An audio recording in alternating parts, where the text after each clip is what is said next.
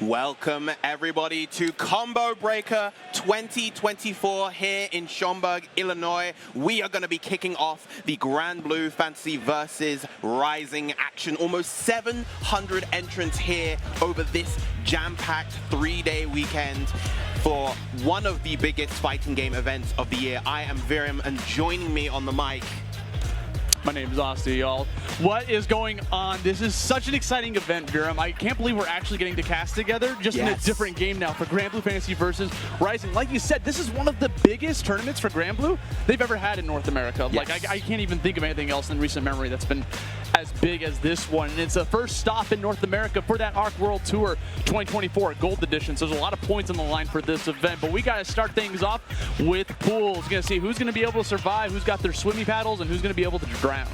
Yeah, we've got quite a lot of very talented players here in the first block of 10 a.m. pools, and the pool action is going to be ongoing throughout the entire day. We have about 12 hours of pool action today, and then we've got even more tomorrow. So, you know, there's all sorts of players that you want to keep your eyes out on, and just, yeah, we've got some incredible players. Do you know offhand some of the incredible talent that we have here in the table? Dude, so are you talking about overall or in this pool itself? Overall in the A block. Bro, okay, so Have a Nice Day is here, and if you've been paying attention to any of the online North America tournaments for any of those weeklies, Have a Nice Day has been like dominating the online scene. He's been getting first place at almost every single thing he enters for like the past 2 months. He got second like once at a random tournament, but other than that, like he's constantly getting up there for that first place. Obviously, we've seen a return of Zippy and Elsa. We haven't seen them as much in online tournaments, but once we come back to offline, those Niers are back with a vengeance. I know Kanari from Tokyo is here. Bpaw, Coach Steve, so many different players. But we're going to talk about who's coming up right here, right now. We're going to have a 2B versus Anila. Okay. Nirosis versus DnBcool. Now, of course, you know, even though it's been quite some time now, of course, Anila, a very different character to what she was at the very start of the game, much stronger than before. 2B, on the other hand, not so lucky, but still definitely a force to be reckoned with. We see still quite a lot of 2B representation in these high-level events. I think 2B is still a really good character. Like you said, we're still seeing a lot of this character, especially like in online tournaments and regional tournaments. Even with the nerfs that came her way, a lot of people were kind of questioning it, right? Because like she's not really dominating. Why does she get those nerfs? One of my working theories is that she doesn't have access to 6XL. She doesn't have dash attacks, and everyone got hit by that nerf except her. So she was the only one that, you know, got away with that. She's like, you know what? Well, let's make it up for it. Let's nerf her a little bit. And she's still really good and showing tons of representation in these brackets. That nerf in particular is worth mentioning for 2B because it did a very crucial thing for that character where her 5U parry is now considerably more effective against 6XL because it forces the whiff state for the move, and so she's left +9. +9 after the parry lets her get a consistent 5M punish, and it means that if you want to take a turn against her while she's pressuring you, you often have to just guess whether or not she's going to go for that 5U. We may see that come into play. Depends on how our players are going to be panning out. Meanwhile, we're going to be facing off against Anila over here. The character wants to just keep you at arm's length. She's really good up close, right? She has a lot of good tools whenever she gets up and close and personal, being like the versatile Shoto that she is. But her strengths lie in being able to space you out and chip you away with the massive amounts of chip damage that she can do towards you, especially with the likes of her quick specials, right? She's just throwing constant sheep at you to just try to like whittle you down until she can finally find that moment to cash out that damage. The ultimate sheep in particular, the ultimate Flux of the Future. I hate that move. Well, you Flux of the Future is 214, but you gotta jump. Yep. That preemptive jump, very, very important. Coming all the way right down, jumping over that first additional sheep. We see DnBcool with that beginning oppression, just putting you right back into the corner. That neutral start, especially in Granblue, is so important in this game. Yeah, especially just with how good the corner carries from Harris get. Excellent anti-air, goes for the safe pickup with the Raging Strike and a nice chunk of damage for Nirosis as well. Tries to go through a bait with the overturn.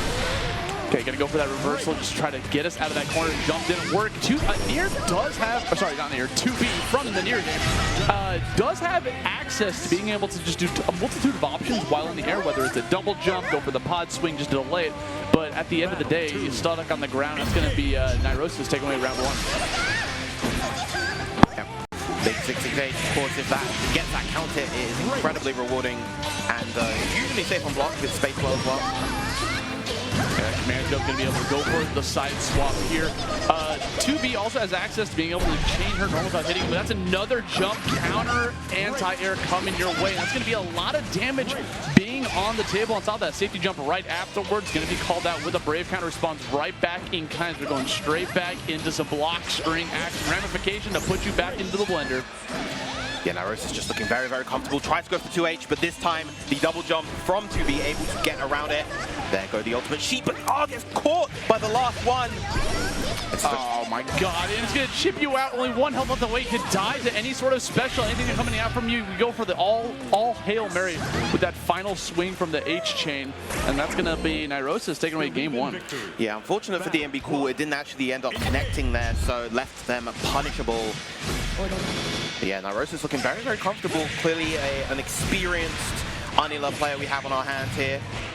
Oh yeah, most definitely. Especially with all these anti-airs. Going for a crouching heavy against the likes of 2B is very scary, but we're showing that Nirosis isn't afraid to go for it and just trying to keep this a no-fly zone against the likes of her. And going for that very long-range sweep gives you that free setup to be able to get that pressure. Command jump right behind to force out a left-right mix-up, and now we have the corner pressure. Yep. Great corner carrier using that U-Flock to the future. The combo that she gets after that now. Oh, trying to BC there, but very risky. Yeah. From that far away. Okay, there's that ultimate sheep. Again, if you try to jump back like that, you're going to get caught by. You have to go for like a neutral jump, a spot dodge at the right time, or jump like forward. You can't go for a backwards jump. Yeah.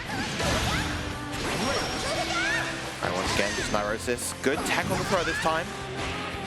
Catching them feet. We're continuously catching DnBcool moving, right? Yeah. Like we're sensing a little bit of unease without just being stuck in the corner there. We want to push forward a little bit, but Anila's so good at sweeping you off your feet.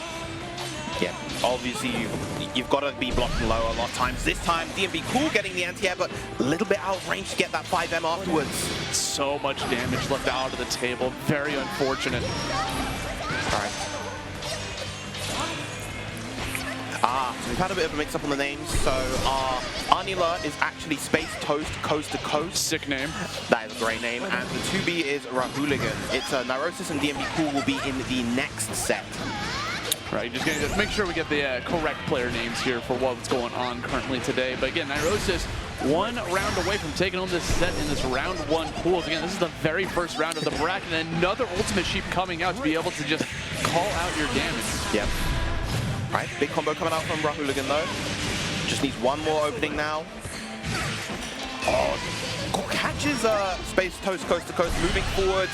The big frame trap, going to go into the SBA, drain that PP, get that damage.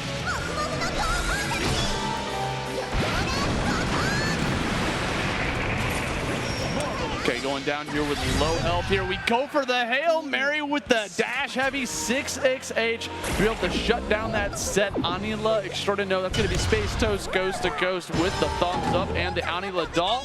That's the Granblue coming out with dominance here today, Viram.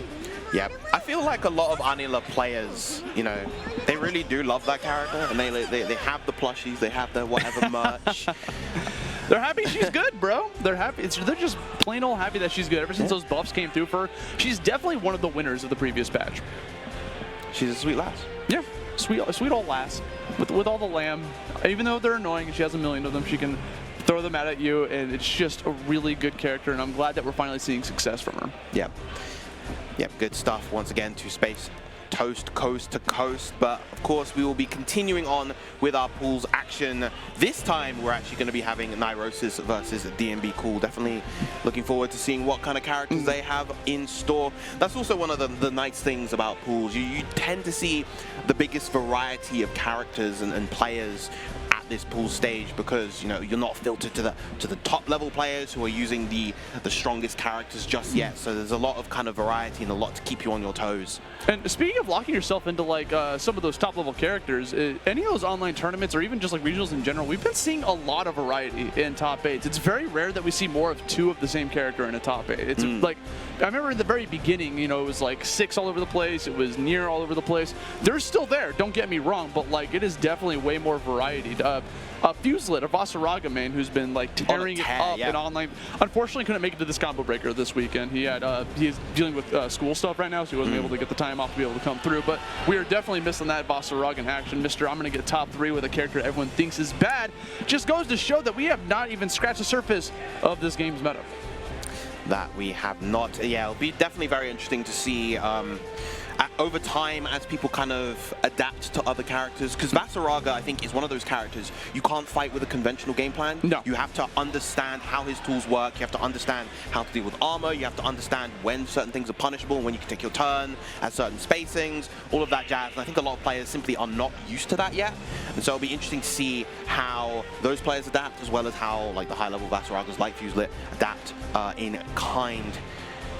It's all about like throwing out those EX moves, right? Like to be able to, those 3-hit projectiles that a lot of the Shotos have is really good against armor because it stops them out of that. But some characters don't have access to that, and you can definitely sense a little bit of frustration from them. But we have our next players coming up to bat here, it looks like. Nirosis, like you said, facing off against DnBcool for realsies this time around. Here in Granblue at this first tournament. Again, almost 700 entrants here. When I saw that number, 4th biggest tournament at Combo Breaker, that's so sick. I'm very happy for this community. Super happy. It's just been such an incredible resurgence of the game. Yes. Post Rising, you know, we never dreamed of seeing events this big. I mean, Evo for base Granblue, I think, was around about 500 or so entrants, and that was an incredibly impressive achievement for the game at the time. And now we've had multiple events that are reaching well over that number here in North America, as well as like Evo Japan as well. Incredible numbers there. Evo over 700. Yep. Evo Vegas this year, we're clearing 1,000. Dude, I know we're clearing 1,000. I know we can do it. That'll be so sick. Can you imagine a Granblue tournament with over 1,000 entrants, bro? Because like I remember when this game in vanilla, right? Like I was a huge fan of this game. I played it for months when it first came out. Obviously, the pandemic hit, and then I kind of waned interest a little bit. I came back a little bit when the like characters came out, but I never really stuck with it because I wanted to see my local scene. That's what it's all about. And with Rising coming out, not only does the game have fantastic online netcode, but also there are local scenes all over the place, whether online or offline. So I'm able to reconnect with those people again. It's like, it's one of the coolest communities out there in person. You got to go to like an offline tournament for this game. Yep, whether it be a local or a major event, definitely try to get down to something. You know, when it comes down to it, fighting games are all about the people. It's all about the community. It's all about the love. Is that my boy Gran? It is your boy Gran. That's my boy Gran. Against Lucilius. Singularity versus... Viram, I have a confession. I've never casted a Gran before. This is the very first time. Can you believe that? And all this time, I just never see this. I played this character, and I finally get to see what he's going to be able to do. But he's facing off against the main antagonist. Pro-tag versus antag battle here. Lucilius.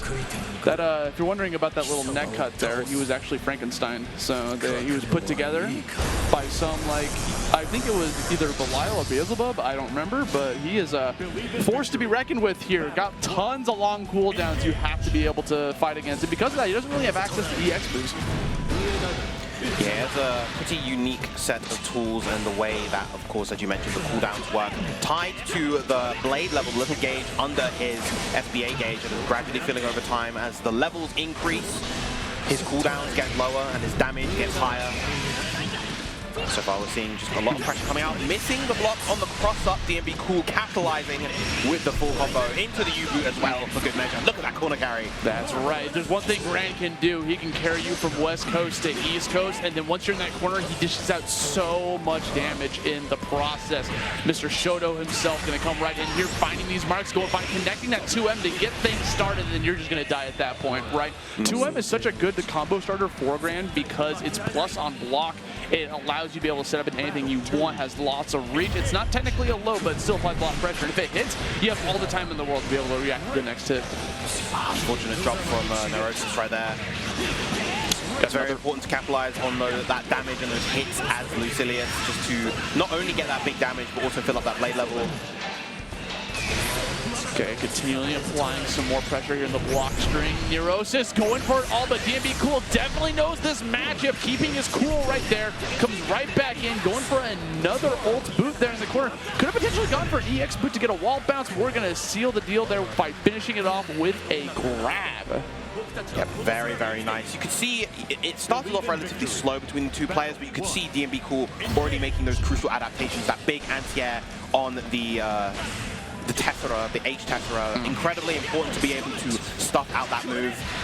Generally speaking, a safe way that a lot of the Shoto characters and the well-rounded characters can do it. They can light DP the move, it covers all the options, and if they go for the H1, it gets you a full combo and hit as well. Okay, I like that we're going to end that combo with just a fancy auto combo, so we're able to charge a little bit of that power rage to help out later on the bracket. But now we see Nirosis finally finding some answers here in the blockchain, but gets called out by that jump U again. It's such a slippery aerial, right? Very ambiguous on which side it's going to end on sometimes, but right there you just got to be at the lookout. Sometimes it might just be best to just hold that block button. Yep. Exactly, definitely one of the block button checks of all time is that JU. I believe that was a 2-on-4L. That is actually unsafe on block. Shares an animation with Lucilius 6XL. It's a bit confusing at times, but... Yeah, just sometimes you have shared animations coming out, that dash light coming in clutch here. Another attempt at that boot. 6XL's coming out in abundance from DnBcool to try to open you up. And we finally find our mark with that jump light. Gonna open you up. Nirosis has a little bit of an advantage here, but goes for the ultimate yet again. DnBcool is at the ready, playing extremely patient, waiting for Nirosis to get a little bit overextensive. Yep. Lovely bait on the Brave counter, and that is going to be it. A swift 2-0 coming out from DnBcool. Very nice gameplay throughout. Yeah, DnBcool pretty much got that set win from just playing extremely reactionary, playing patient, waiting for him to overextend with something. Because a lot of Lucilius's, especially like at not the top level, you'll see them go for that teleport a lot, right? Because it can be a teleport like right in front of you. It can be a teleport where it jumps from up above and goes through a dive kick. And there's an answer to every single one of them. If you're playing reactionary, you're not like playing like, you know, advansive, which sometimes fans want to do. It gives you so much time to be able to react to what they're going to be able to do. Sometimes the best thing to do in fighting games is not to do anything. Yeah. And in particular right there, because Nirosis was using the H teleport a lot in particular, you know, it was very easy for DnBcool to be ready with those anti-airs. So yeah, excellent stuff, excellent observation, and just good gameplay all round. Next up, I believe, on the stage, we will be having Sovereign versus Gold Phantom. Now, I remember Sovereign from the base game, Zeta player back then. Yes. Probably still, yep, very much.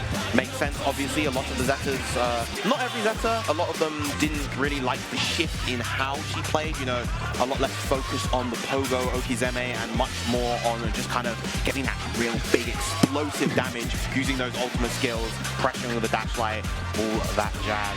Yeah, playing from that long-range game and trying to land the ult beam is so imperative for a matchup. We got a Charlotta doll coming up here? Is that? That is Zeta. That is a Zeta. Oh, it's a different color. Yeah.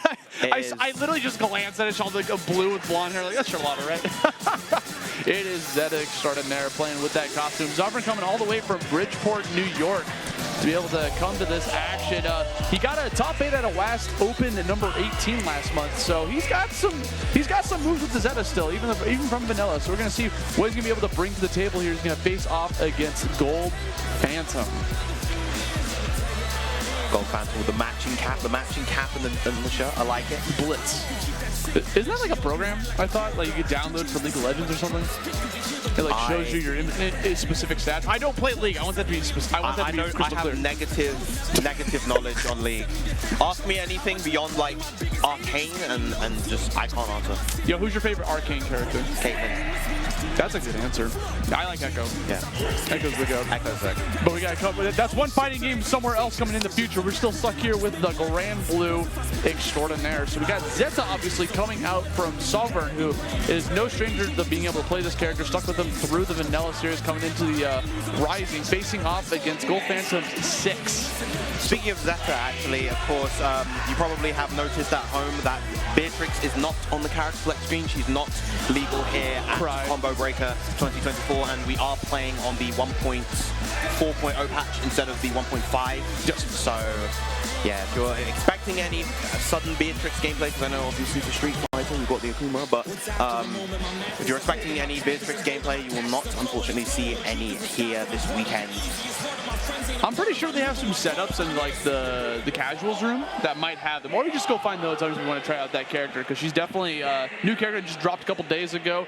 Really fun character. I actually got to play her for the first time last night, and she's mad fun. I might have to try her out a little bit more. But we got to jump into this first set here. Probably do some belt warmers here. Make sure all the controls are hunky-dory. I gotta say, here, one of the strangest things for me to come to these in-person tournaments for Granblue, because I've been doing so many online stuff, is I forget, oh yeah, I have to set my controls. Yeah. I have to, how do I do that again? Oh, it's triangle. Okay, there we go. Okay, that's how we set the, oh, got it. See, I play on pad, so I'm just the default controls enjoyer. It's always quite fun seeing, you know, my opponents having to individually set every button for their sticks or their hitboxes. You get a kick out of that? Yeah. It makes you happy? It does. It's nice just being able to press up like twice, clicking restore default controls, and then turning off taunts just to be safe, because you know you don't want to fat finger heavy and special, get the taunt and then just die. It's not a nice feeling. Default Andy over here. Good gosh. Yeah. Be thankful I don't play a default color as well with the default weapon skin. Hey, that's me. To be fair, I do when they don't have my color. Oh, yeah, of course.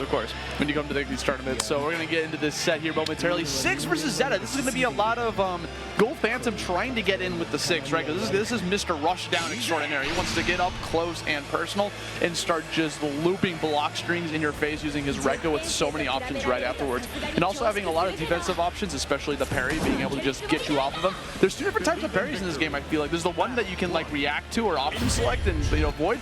And then there's 6s and Zetas where, or sorry, just 6s, where like if you hit it, you're getting hit no matter what. Yeah. Like that. Yeah, that particular move, the Thunder Flash, has always been a bit of a problem move for Zeta to deal with. Definitely a move she's had a hard time fighting against for a long time. Nice use of the U Rhapsody right there to ignore the safe jump setup.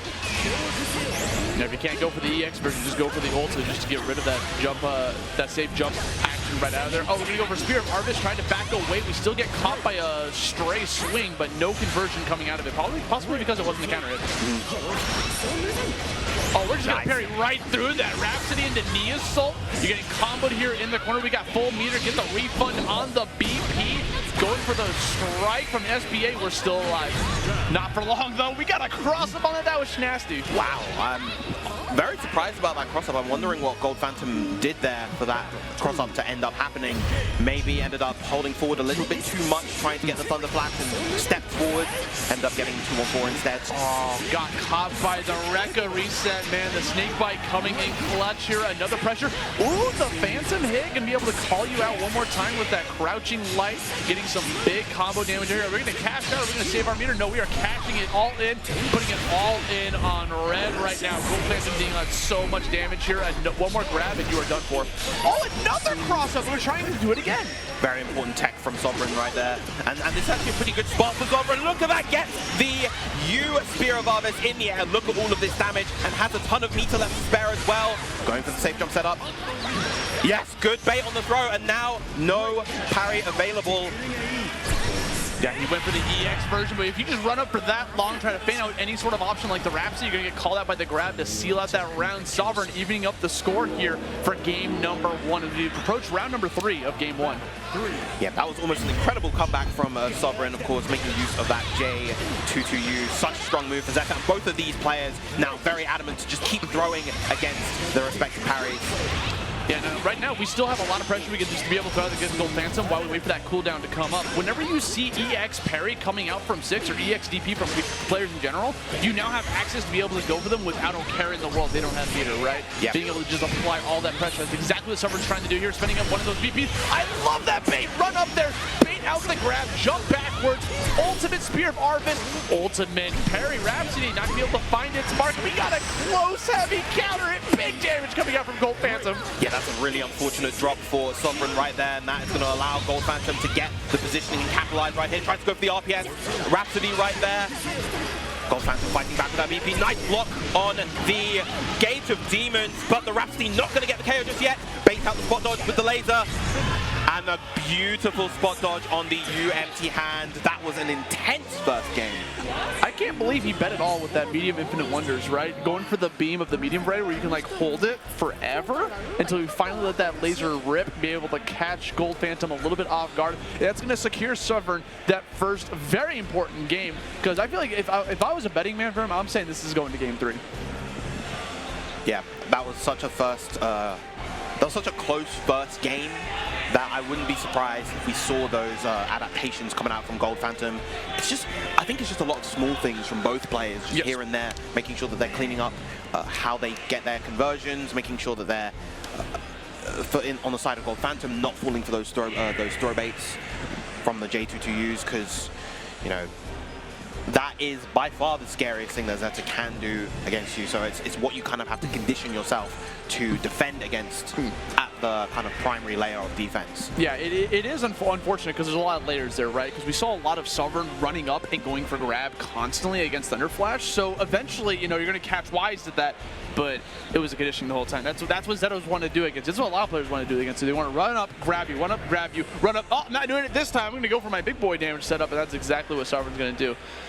So I guess we're debating if we're going to swap characters here, take a small little break here before jumping into game 2. I agree with that. You know, sometimes you just want to take your cool. Don't just immediately go for that run back, especially with a lot on the line here. You want to stay in winner's side of the pools this early on in the bracket. We're still in the first side of pools here, so we'll see how it's going to be able to play out. A good counter on the far light right there. Gets a little bit of both thing, but again, not too big. Very important back throw. And this time, Gold Phantom coming out with their own throw bait. Gonna be a nice chunk of damage. Okay, coming right back in. Another Spear of Harvest from the air, not the X variety. Oh, we try to jump out of there.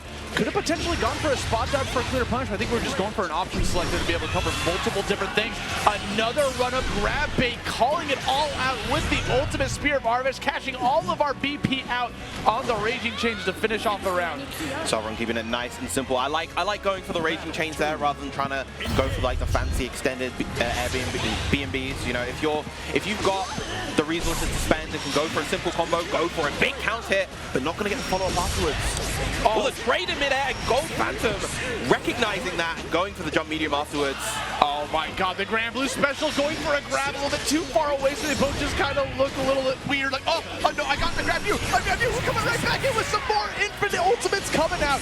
Be able to call you out with the wall dive. In Europe, we call the whip grab, we call that the Corona handshake. the social distancing throw. Wow, just maximizes that damage. Very interesting damage coming out from Seox. All of that from the Max Meter U empty hand starter from mid-screen, might I add. Being able to catch out that much damage is definitely a blessing in this game as we're coming right back into the thick of things. I love that parry, recognizing Gold Phantom 1 to keep that string going. Baits out the Thunder Flash, opens you up, gets a ton of stage carry in the process, puts you back into the corner, and here comes all the damage in the world and a good setup right afterwards.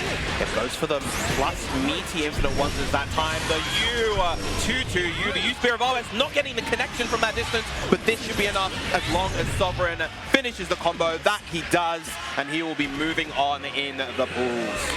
Now, you're definitely popping off here. It was a 2-0, but it was a very close 2-0. We saw how close to the matches were coming through from Gold Phantom, right? Coming in here, taking around round 2 both times, but couldn't seal out the game. At the end of the day, Start.GG is going to say 2-0.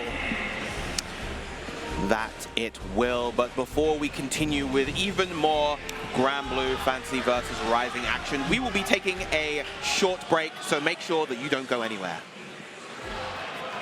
Yo, welcome back, y'all, to Combo Breaker 2024. This is the third stop of the ARC World Tour 2024. First stop in North America, and we got tons of competitors coming your way. We're still representing the 12-hour gauntlet of first round pools because we got 674 entrants. My name's Austin. And I am Viram, and we have our next set pretty much already good to go. We are going to be having a UselessMiwa versus STL Nox. It seems like it's going to be Beelzebub versus Catalina. Interesting characters. I haven't seen these two in quite some time here. Both really good. Catalina got a lot of buffs from the previous game, as previous patch as well. Having the ability to get some combo damage off of the ult Fireball, the Frozen Blade, very key for her. So you can see a lot more damage being able to dish out from her from distance. Meanwhile, you got Beelzebub, who I like to think as one big vibe check, right? Because he's got so many tools in his arsenal that you just kind of know, you have to know what to do against it. Because if you just sit there and block, you'll get hit. Yeah, he's definitely a knowledge check character, but he does have some foundationally strong stuff, notably the EX Unisonic, the dive. Fantastic move, was notorious in base game, still very strong in this game as well. Nox definitely hyper aware of those teleports. Ray being able to get the punish hit anytime it comes out. We got the fireballs coming out, just trying to go for the block. We got Clashes far heavy to be able to start things off here in the corner. Not a big combo, but we at least can keep a little bit of corner pressure. Yeah, nice conversion of the 6XL. Understands the distance, so able to go for the far medium there. Reversal, just a quick get off me tools. We're trying to back up bit by bit. A little bit of a slow match, not some explosive damage coming out from either player here. Just some small straight hits here. UselessMiwa coming in, catches you off guard with the teleport, starts off things with a close light and finishes it off here. Round one going to UselessMiwa. Yeah, both of these characters are kind of known for wanting to generally play slower game plans. And it can be difficult to tell which between those two kind of has the advantage at times. Right? Reset with Karma, nice, doesn't extend against DP. Was definitely expecting some sort of retaliation after blocking that, and we didn't give them anything. Not seeing a big punish here. Another suck in, be able to get it, but we finally see the DP find its mark here. Brave counter just to get us a little bit of breathing room. We're going right back towards the small gameplay. I love that spot dodge goes through the timing of it to go through both sets of projectiles. I was already that decision to go for the Galga right there, the 2-on-4 in order to stuff the Chaos Caliber. Gets a big trade, converts off of it. You want to keep this combo short, that wasn't air hits. Oh, doesn't go for SSBA there, instead ends with the DP. Possibly a misinput instead of the SSBA, that would have been so much better right there. Unfortunately, because of that ender, we're trying to go for the safe jump. We ended up giving up safe control for the sake of trying to get a left-right mix-up and get the left-right mix-up themselves from that teleporter. UselessMiwa closing it all out. Sometimes I do agree with not cashing it out in the SBA, right? Because you just want to go for the meter, keep your meter, keep the setup going. But dude, that side-set swap mix-up really was disastrous for Nox. Yeah, and just especially if you're going to be using the Radiant Strike in the combo to knock yourself down to 1 BP.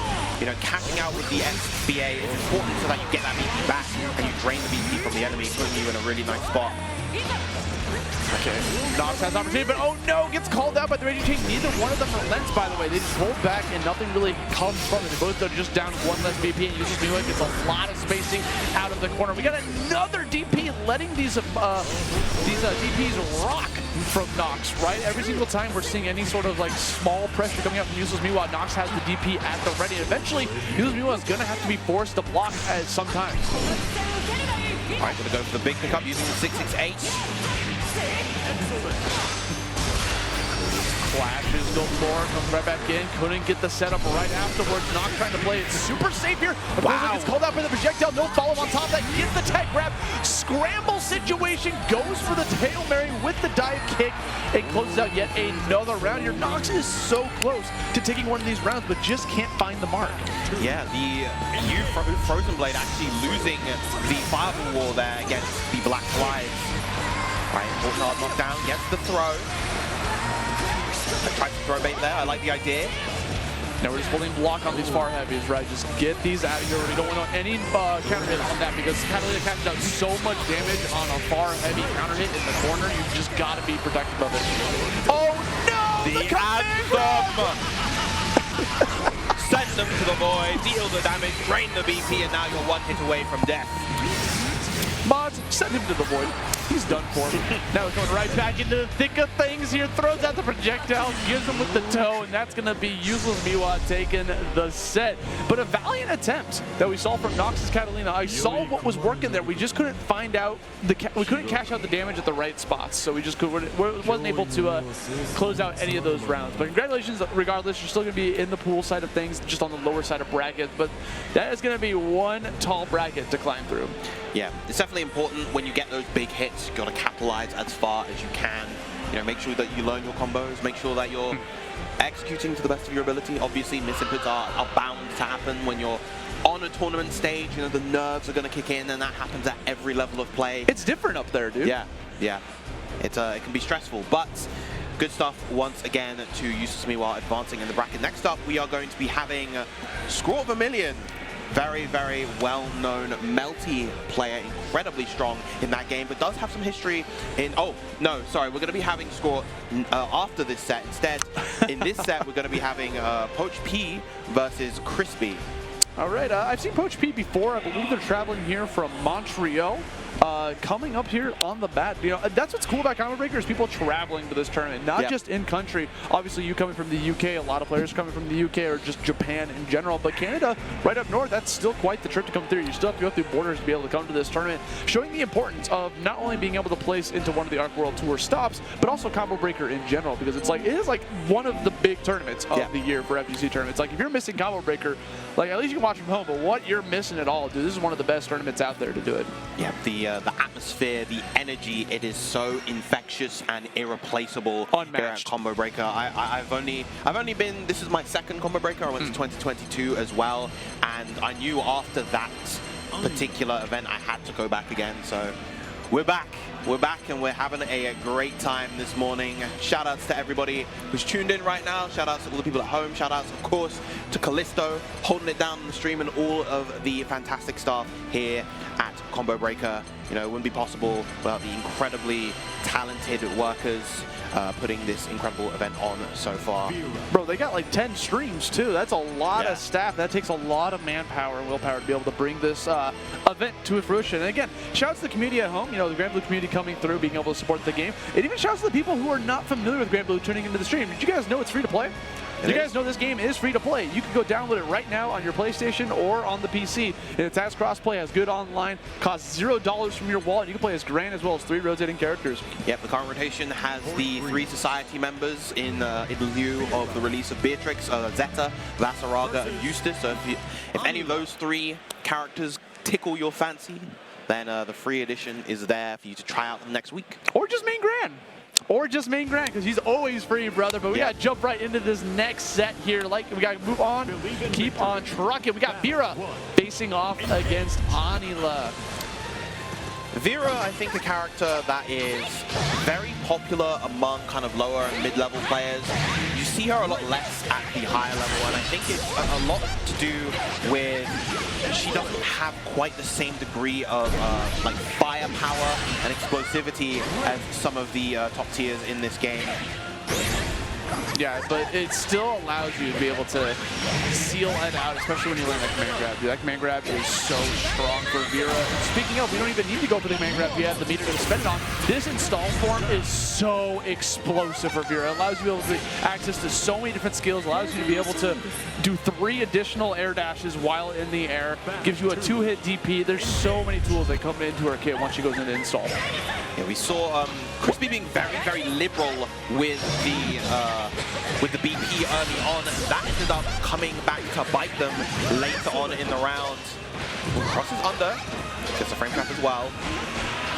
Kind of a little scary to see Pochp getting with a lot of jumps at the very beginning. The dash up, calling it out with the corner, counter hit light, close light variety.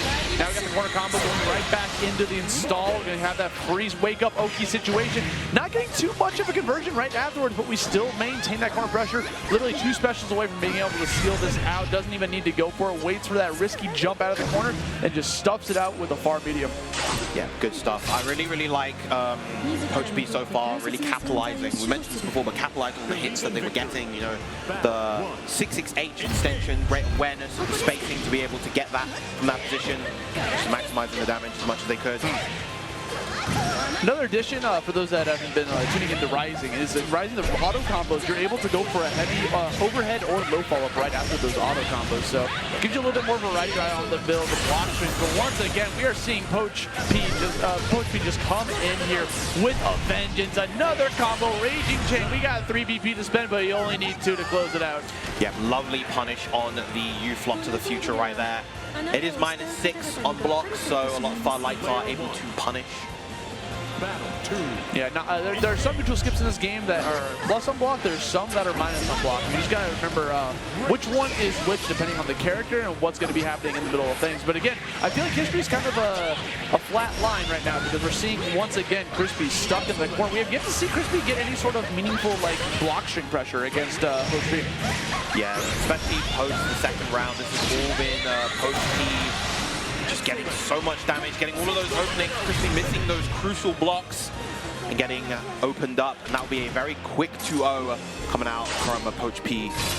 Yeah, that was a lot of mental stack coming out there at the very end, right? Because you saw Pochp go for the safe jump afterwards. Whenever you see an opponent safe jump at you, it's going to be, okay, it's going to be an active aerial on the block.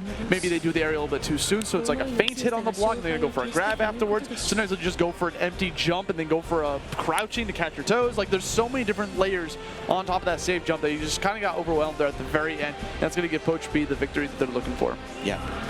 It's definitely important to kind of learn your defensive option select in this game. You know, you can hold the guard button, and that will delay whatever button that you press, whatever attack that you press by a frame. So you can hold that guard button, and it will cover the safe jump overhead on wake up, or you'll be able to mash versus something like an empty jump low or an empty jump throw, or you can just do a manual delay on the mash as well. So yeah, just a lot of important defensive options to learn. Delay throw and delay mash, of course, generally speaking, very, very strong in this game on defense. Very important to hit that lab, be able to like get out. I know a lot of people want to go to the lab and just practice out the fun stuff, the offensive stuff, the combos. I want to practice my strings, but you got to go in there and try to mash out some of those defensive options too, especially when you got yourself stuck in the corner like that. Because if you lose neutral once and then you crumble right afterwards, then you're not going to be able to play the game. So you got to level up your defensive options. And no, I'm not saying mash brave counter, bro. Like there's other options besides that. Okay, but also mash brave counter. But also mash brave counter. It's very good. That thing is plus on block. So you got to be able to respect it. It is a very valuable tool, obviously. It comes at only 3 resources. Those bips up there at the top of the corner, the bravery points are very valuable because once you're down 2, you're taking 20% additional damage, and when you're all out, you're flashing red. That's 50% additional damage, plus you lose the ability to be able to go for brave counters anymore afterwards. That you do. But as we were mentioning before, up on the setup, score of 1 million. Excellent, excellent multi-blood player. Did actually dabble with base Granblue for a while, was on the Nytmare, but now shifting to Nia here in Rising. And Nia, I think prior to the version that's being played, undoubtedly top 1 in the game. And now, you know, still probably top 3. Incredibly strong character. Yes. Most definitely. Like they turned her down a bit, but she is still insanely good, especially in this matchup specifically. I feel like there's a lot of, like, Gran has to play extremely patient against the likes of Nier. Oh, I think a little bit off on the timing of that J view, so didn't actually get the high. That would have actually opened up DnBcool right there. Tries to score the minion, keeping those stocks, and no, just going to get the opening. That was an incredibly fast and dominant round from Scrawt.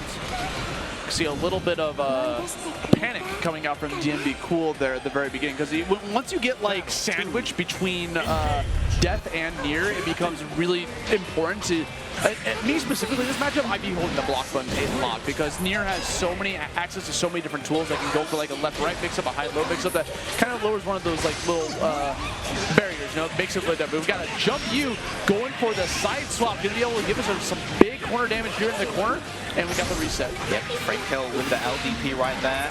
Oh, gonna get the damage. Not quite gonna get the side swap just yet, but no, here we go. The high-low goes for the DP. Very important to introduce that as an option on offense if you have it. And now only 1 Love Redemption on the side of Score of 1 million. That said though, that means that has a lot of damage on that DP. Not gonna matter. Going for the Raging Strike. Raging Chain has enough, just enough meter to get the KO. literally would have been left with 1% meter right afterwards, right after that combo. So just the perfect amount to seal that out. It's very scary as a near player to be out of those love redemptions, those stocks right there, because each time you use death, it takes down one of those stocks, and when you try to get links afterwards, it takes away 2 stocks. So once you are out, you don't have access to that, which is core essential to her kit. You can't even chip kill once that's all gone. But it doesn't matter, because once you get these hits, that's exactly what Scott's going to be able to go for. Only 2 hearts left to go. DnBcool getting rid of death there momentarily, going to give you some time to shine, but unfortunately got caught dashing in. Good retaliation coming out from Scott with that sweep. Yeah, that 2M from Nia is absolutely fantastic normal. It's such a good normal in the context of this character. You know, it makes it difficult to walk back against her, can catch players dashing in, gets punishes like that, and always leaves high damage just because of the nature of death on Nia's kit. That 214H as well, menacing button, incredibly difficult to deal with and has to be respected. Nice pick up this time from Score. It's so scary to be when you're facing off against Nier like that, because once you get hit once, dude, it can convert into so much damage from almost anywhere. And we're seeing the tennis happening back and forth there. And we got Raging Chains people coming up, but that's going to be a combo limit and a perfect right afterwards. Scrot Vermilion just closing that out in a very dominant set. Yeah, some of those Nier setups are definitely knowledge checks and just checks to make sure that the opponent is aware and awake at the wheel. Because a lot of them you can just kind of DP through or BC through with impunity based on the number of cards that she has used, the number of specials that she's already kind of preempted in her queue. You know, if you see that she's done 2 or more specials in those kinds of situations, you can just go for the BC, get out of those situations and just try to then mount your offense from there. But if you let her just run that offense, she can do stuff like what we saw at the end with the throw, comboing into the medium Fatal Waltz for a lot of damage afterwards. Brave Counter is just a good tool in that matchup in general, because it also knocks away death temporarily, like if they're on top of you, right? Because not only are you pushing Nier back, you're also deactivating death for a bit. And one thing that we really didn't get to see was DnBcool, anytime death was activated, I didn't really see a charging coming in from him, but a lot of Niers kind of expect that, right? Oh, you deactivated death, I'm throwing out a 6XL, because it's such a good, like, people want to get in because, oh, death's gone, I got to make this moment, but you got to play patient against that as well. And we saw a little bit of that coming out from DnBcool, but I saw that Scrot actually talked a little bit about wanting to pick up Beatrix. So after this tournament, we might not see that Nier from the player anymore. Might swap over to the Beatrix later on. We'll just have to wait and see if that's actually what's going to happen. We got another set coming up here. Unstable Hamster facing off against GillBSkills. I am a big fan of FGC names. I am not going to lie. Like, some of these tags are so cool. Unstable Hamster, bro. Like, Unstable Hamster on the, well, actually, no, we don't know if they're going to lock in UL, but I feel like UL is a very unstable Hamster kind of character. Yeah. Or Charlotta, one of those 2. We've seen a little bit of representation from UL over here in the States, right? We saw a Gucci Blunt Wrap actually take home, what was it? It was the East Coast Flight Quest weekly for the... Ended up taking that win over a lot of dominant East Coast players with UL alone. So the character can definitely do some stuff if we opt to go for that. But it looks like we got 2 people that are going to talk with their fists right here. Sora is facing off against La Diva. What a matchup. I feel like that, so this matchup, I know back in base game, this was a notoriously hard matchup for Soris, just because of the distance he wanted to play. You know, La Diva also wants to play at distance, and she plays the strongest strike pro game. And I saw that there was a bit of a delay. Like, Gil waited until Hamster had locked Soris in before locking in La Diva. So I don't know if that's some kind of cheeky preemptive counter pick. Lovely 2H though to anti-air. At what point do you call over a TO and be like, I want to do a blind pick? Like, I could punishment to you, but there we go, just looping that L dash punch, the impact knuckles plus frames this time on the medium one. I mean, this is what Soris wants, right? Unstable Hamster going just constantly in again and again. This is a rush down extraordinary character. It can just loop pressure like crazy. One of the very few characters that can loop pressure without expending meter cooldowns, and can just keep that going. It deals out so much chip damage in the process. Yeah, he has a lot of guaranteed true block strings with his pressure tools as well. You know, so you're kind of just forced to respect them. Difficult to find gaps in his offense. We're seeing a little bit overzealous GillBSkills going for that sweep right afterwards. Another jump going to get called out by a counter hit, crouching heavy, puts you back into the corner. Brave counter as a desperate measure to get out of here because we got to get something cooking because Gil has yet to get anything going. As I say that though, we got the unique coming out. The 5U of rare skill coming out from Ladiva. Just follow up with the 8th roundhouse right there. That is guaranteed. Gets it again, but no combo. You can combo up with that skill. Okay, Unstable Hamster having their blessings here. Goes for the spot dodge. I love that reaction. A lot of those lariats, we've been conditioned from vanilla to just crouch underneath it, but you cannot crouch the ultimate variety. You have to go for the spot dodge, so we're definitely seeing some knowledge coming into play here from Unstable Hamster. Yep. Good stuff in that opening round. Both players sticking to their characters. Sticking to their guns here for game number 2. Some more block strings coming out from Unstable Hamster right out the gate. That's kind of how this is going to be able to start out, right? Because as Ladiva, like the second you block once, like you're going to get pushed so far with Soras. And both these characters want to get in there. Yep. GillBSkills missing the lariat after the triple attack right there. Gets the opening with the frame trap. Again, we're not going to see the follow-up afterwards. Good jump to avoid the lariat.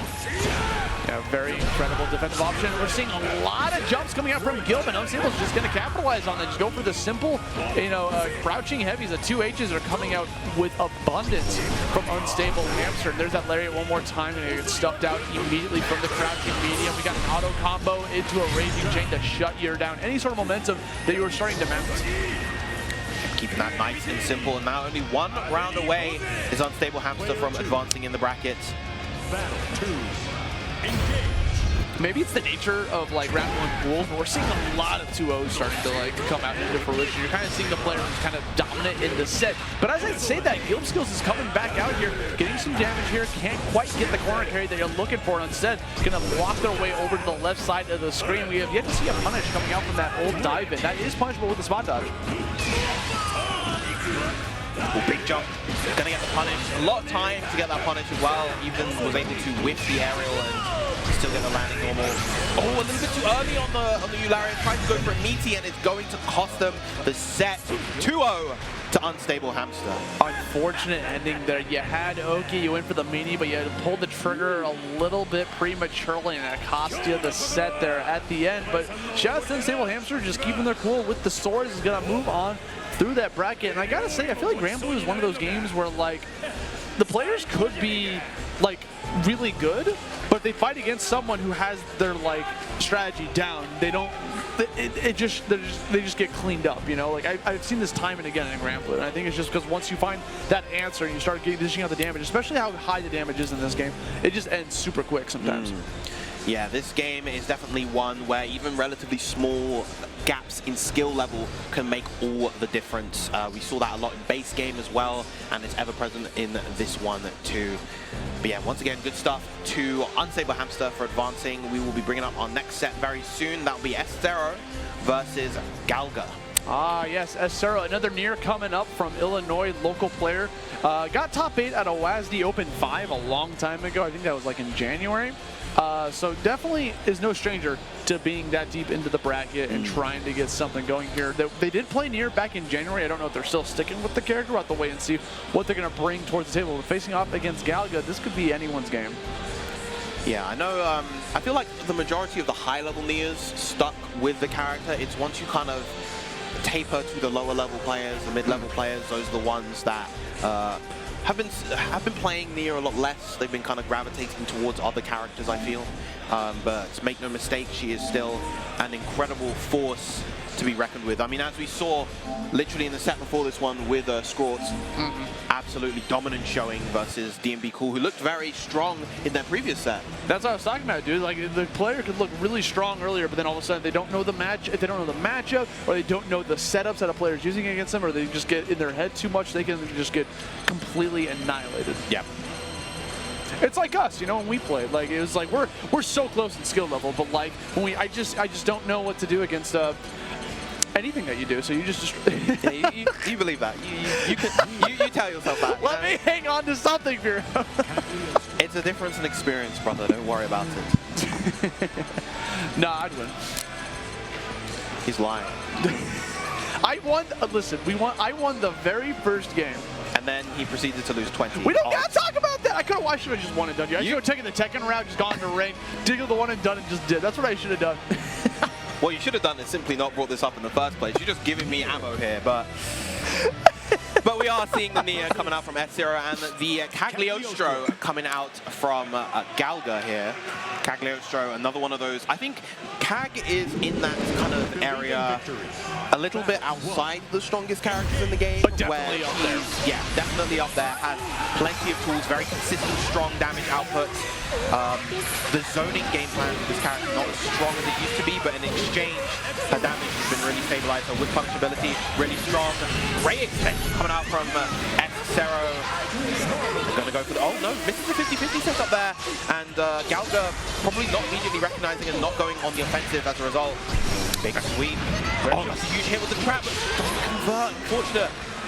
Actually saw a situation there where we saw a couple of 6XLs coming out from S-Zero trying to bait out some sort of like defensive option, but Galga already, Galga already called it out. Got called out by the hit, and we're coming down here into round number 2. S-Zero off to a great start. Okay, Galga trying to get that far heavy again, getting pulled in by Death Reverse. Sweep's going to allow you to get plenty of setups, those traps, but I feel like we almost gave it up there by going for the hula hoop. Alexandria. Yeah, that right there, as you saw, that is a prime example of a great counter there. You saw S-Zero line up 2 skills, both the Fatal Waltz and the Death Reversed, and so that's where you want to BP, and then potentially, if she's gone for a 3rd skill, you can punish her. But if it's just 2, you still get your turn back. Oh my god, we see an empty jump coming out from S-Zero, runs right back into you, goes for a 2nd grab to close out game number 1, ending it with grabs. You know, they always tell me to just take the grab. Yeah. Sometimes you don't want to. When you have that little health, you gotta make a guess. Oh, finally, yeah. I feel like you don't often see the throw on the first touch. It's more often on the second. It's surprisingly difficult to react to the first touch. Good stuff right there, going for the BC that time. Again, if you see Nia buffer, cue those specials in sequence. That Raging Strike did not connect. It did not indeed, and that technically puts Sarah in a really bad quote-unquote spot, but still had plenty of meter and BP to be able to just do Raging Strike chains afterwards, so now 1 round for Sarah left, potentially, to take the set. Yeah, unfortunately for Galga, we have yet to see any sort of like opportunity to get anything set up because Cag is a setup character. You're gonna want to get that Oki and be able to set up like all the traps in the world to prevent you from being able to go for like 6XLs and stuff, which is a very strong tool in Nier's kit. So you got to be able to try to like prevent that as much as possible. Finally gets a knockdown, going for spare bodies, forces you into the block string because we use the EX version, which has an active hitbox on it, and now we got some damage here in the corner. Oh, lovely 2H right there. It feels like Galga is making quite a lot of good neutral and defensive decisions. It's just, unfortunately, not able to really capitalize on the hits that they're getting as much as S-Zero is. And I think that was a deciding factor throughout that whole set. S-Zero taking that 2-0. Yeah, unfortunately, it is a race to 2 there because we finally saw some sort of like aha moment coming out from Galga there, but it was a little bit too late. So going down with that loser side of the bracket, S-Zero is going to move on towards the top side of the winner's bracket. And again, tons of entrants in this tournament, so there's so many players, so many sets that we're going to be going through all day today. Yeah, and just obviously we're going to continue seeing lots and lots of strong players coming back to back. Speaking of which, next up we will be having Hamma versus Dizzy. All right, so this will very excited to see what we're going to see from these 2 players, right? And again, shout out to people at home watching this tournament, everyone coming through the tournament. I was actually out there earlier, Viram, and I was like, okay, trying to get some games in before we jump on the block, right? Like every setup was taken already. So obviously, I just go there and I call for next, but I'm just like, dang, everyone is grinding out here. I look at some of the other games and like not as much, but the Granblue fiends, I think it's because yesterday I didn't really see any Granblue setups in the hallways. It was mostly Street Fighter 6 and then people with their laptops that were busting out like the first Melty Blood and stuff, you know, like really old school games. So didn't see any Granblue setups yesterday, just like in the hotel lobby. So now we finally have access to be able to play the game. People are hungry to get their matches in. Very much so. People have been just generally, not even just here at Combo Breaker, just generally speaking, lots of people have really been on the grind with this game. You know, you see in these online events, you see the number of crystals that some of these players, these Master Rank players have, and they're in like the 10,000, 20,000 range, and it's kind of nuts just how much people have been playing this game and just how much time people are willing to try to get good because they know that there's stuff on the line. Yes, there's so much on the line here. Not only because at the end of the day, rank is just rank. Like it's you do that for funsies, you do it for practice. Like it's not an end-all be-all of your skill level, especially because you're able to, you know, sometimes you can do a one and done and climb your way up there. Sometimes you can just gimmick your way up there, depending on what character. Just knowledge check lower level players. But at the end of the day, I feel like the long sets are what's gonna like help you grow as a player. You play against someone for 50 sets, you go 0 and 50 against someone, you're probably gonna learn something in that matchup.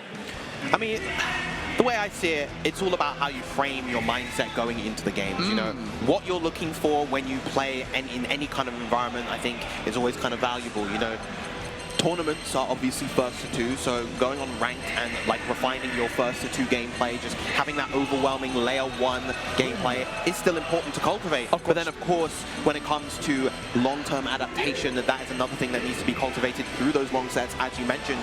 So just playing all sorts of games is very, very important. Also, because I know some of you have probably reached Master Rank in that queue and you're sitting on those 0 crystals. Keep playing ranked. Bro, no, I want to keep my rank. That's the journey. You don't I got lose Master Rank. I won the game. You don't lose Master Rank. I won the game. No, you started. That's the true start of the journey there. No, my journey is I want to win. I don't care how I do it, bro. By any means necessary. I'm going to plug in the opponent's control. Anyways, we're jumping into this next set here.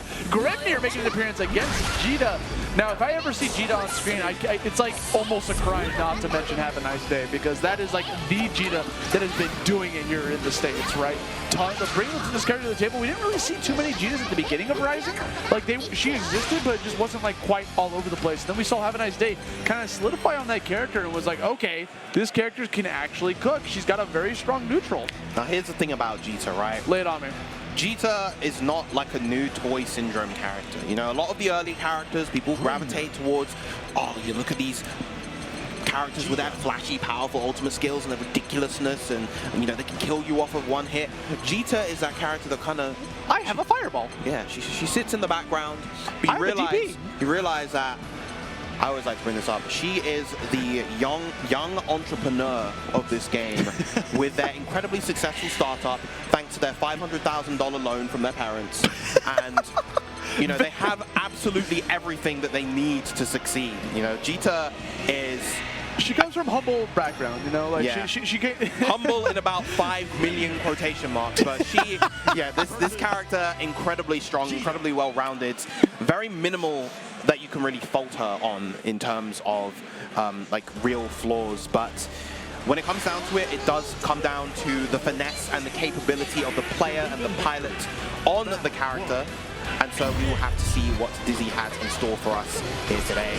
Meanwhile, playing Thomas Grimnir, new character to the Rising. This is a character that people just can't quite seem to agree on. Like, is he good? Is he bad? Is he neutral? We still haven't like had that answer yet. But this character has plenty of really good tools in his setup, especially once he gets that wind projectile setting up, especially the crest. The crest is what opens him up. It turns him online. Yeah.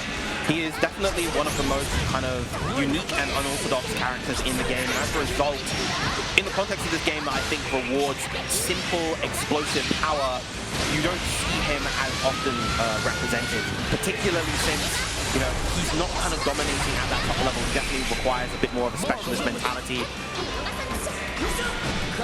Getting over that far heavy just to create some opening here. Dizzy doesn't have meter to play with, so from that long range, I think Hamma's at the advantage when we go to this long range game, especially if we're going to lunge right through that fireball. Catches the toe, going to go for another crouching light, throwing at the wind. When that wind is active, there's not much Jita can do in that situation. She doesn't really have tools to be able to just go through the projectile. Yeah, so far actually we haven't been seeing the 6-6M coming out from Hamma, the overhead, once that fireball has been set in place. That can lead to quite a cheeky setup. Round style 6-6M from Dizzy. Oh, gets the frame trap with the H Vorpal Blade. It's going to be a solid chunk of damage. Oh, we're going for the backwards jump, but we win the air-to-air coming out from Hamma. Gonna give you a little bit of pressure, but we catch the sweep yet again. Gonna be able to convert it into a purple blade, puts you in the corner. Brave counter to give us back. Brave counter right back at you. We do have the advantage here, so we keep going for the Brave counter. Dizzy's eventually gonna come out on top. Yeah. Oh, goes for the U Fireball instead of the U Deathrite Tempest. That would have been a full combo. Gonna get a load of chip damage with this. Some wise decision to BC there, but this is looking very, very difficult. And Dizzy taking that first game. Yeah, Hamma at 1 health, no BP on the board. Dizzy very healthy afterwards. That was like almost like, everything's possible, right? But that was like an impossible comeback, not gonna lie. Yeah, very, very difficult. Oh, gets around the BC range with the far heavy. All right, here we go. Here's the setup into the potential fuzzy overhead. No, BC's straight away. Doesn't want to hold any of that. Yeah, bro, if someone puts up the EX Windcrest on you like that in the corner, I'm also BCing. I'm going for that Brave counter. I want to get away from whatever nasty thing he's cooking up. Yeah. Right, Hamma just on the aggressive right now, making use of all of these fireballs, all of these pokes, but Dizzy fighting her way out of the corner, but a lovely catch from Hamma, taking his first round. I like to call that normal, the 5K, if you will, you know, the Kai K. He's got that kick, bro. Yep. He's got a little bit of Kai Kiske in him. Little string hit. Okay, gonna go for the lunge one more time to open stuff up. Big counter hit from that high up. It's such a long-reaching, crouching medium. And we get the Oki set up with the Windcrest. Now you're gonna have to hold all this. This is where this character can thrive, dude. Grimnir being able to just open you up with this corner damage. Has 2 more Windcrests on top of that up to the top, and we're hashing it out, the meter out on an SBA. Gonna get the refund. Pretty sure this won't kill. It's gonna be able to survive here, but Dizzy's in a really bad spot. Yeah, this is a complete 180 of what we saw in the previous game, but the protagonist privilege is not going to come out just yet. Hamma keeping it stable and taking that game. Was that like a spaghetti situation there for a second? You saw Dizzy actually hit a raging strike on hits where you can't, like, you know, you go for a fall backwards. We just didn't really see that get out of jail free card come out from Dizzy. It goes for the 6XM once again. There's a fireball. Oh, like spacing trap with that far heavy. That's such a good button for Grimnir to create those spacing trap situations. You have to kind of be very particular in how you deal with it. The fuzzy mash, good stuff. Gonna go for the combo into 2-1-4U, going for the Windcrest extension as well. Look at all of this corner carry. Yeah, and we got this DBs coming out as well. If you ever see those Windcrests up like that, sometimes players want to go for a DP just because they know Grimnir wants to go for the air. But if Grimnir's know it's coming, they can just immediately go for an air dash vertically down. Yep. Oh, big opening with the 2U. Should have the resources here to still get the KO as well. Goes for the RSRC, and now Dizzy 1 round away from advancing in pools.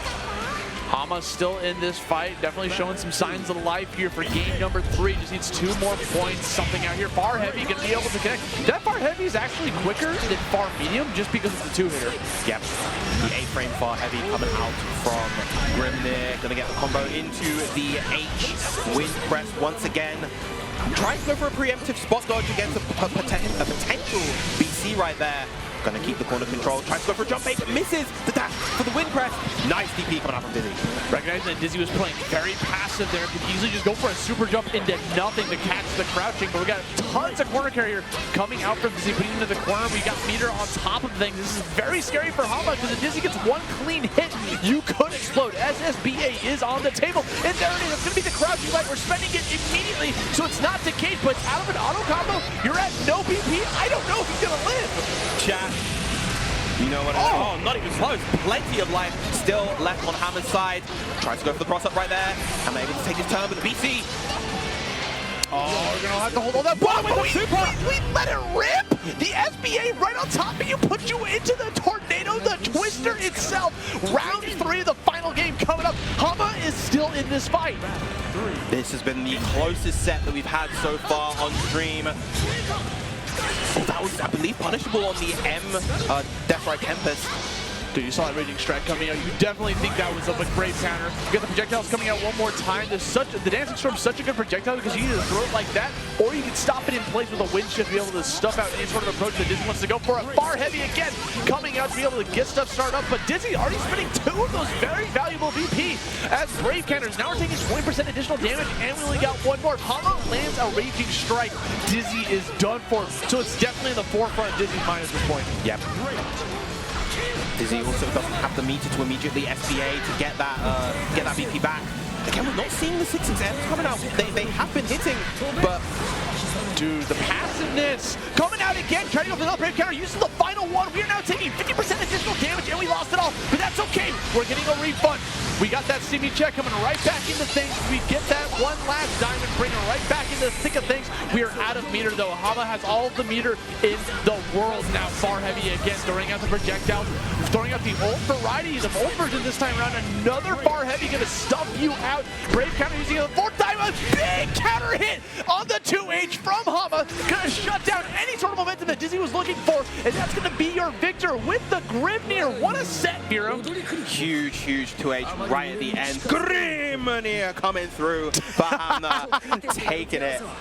Honestly, that was definitely the most kind of back and forth, closely even matched set we've had so far. It was really interesting actually because obviously the first game very dominant for Dizzy, second game very dominant for Hamma, and then the third game it could have easily gone either way. Yeah, very close setup, especially because we saw Dizzy throw out 4 brave counters that entire round. But guys, we got more Granblue action coming your way. Don't go anywhere. We'll be right back with some more Granblue Fantasy versus Rising.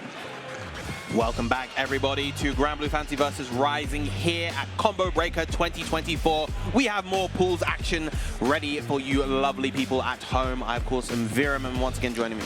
I'm Austin, and we got tons of Granblue action, just like you said. Combo Breaker 2024, the third stop here on the Arc World Tour for 2024. And we got it. Speaking of Arc World Tour, we got a last chance qualifier in our midst here. You got top 8 there. Aarondamac getting 7th place over at the Arc World Tour last chance qualifier back in March. Actually qualifying on the GillBSkills Drive side of things. Yep. Definitely very popular Belial that is all over the tournament scene, constantly going into online tournaments. Has a pocket 6 just in case we need to bust that out. Got 4th at Frosty Faustings and first place at many different online tournaments like TNS and Paragon Online. Yeah, Aarondamac, incredibly strong player, relatively new gen, of course, kind of made the name for himself with Strive, and as a result has been taking his talents here to Granblue Fantasy versus Rising. Happy Chaos in Strive, I believe. Yes. And Leo. Yes.